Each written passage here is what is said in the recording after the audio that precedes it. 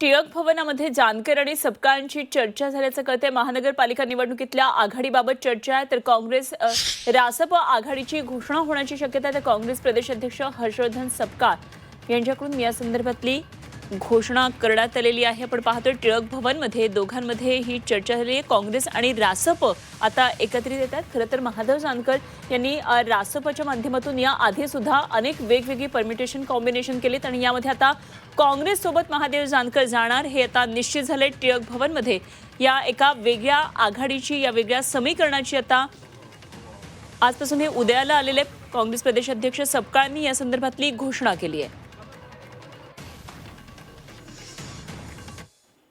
एकंदरीत पक्षांनी एकत्र असलं पाहिजे, एकत्र लढलं पाहिजे, ही आमची समान भावना आहे।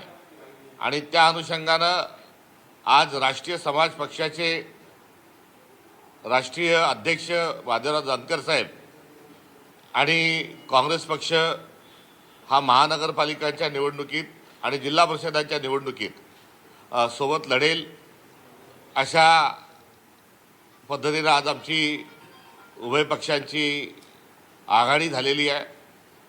आज आघाडी आम्ही आपल्या सगळ्यांच्या साक्षीनं घोषित करत आहोत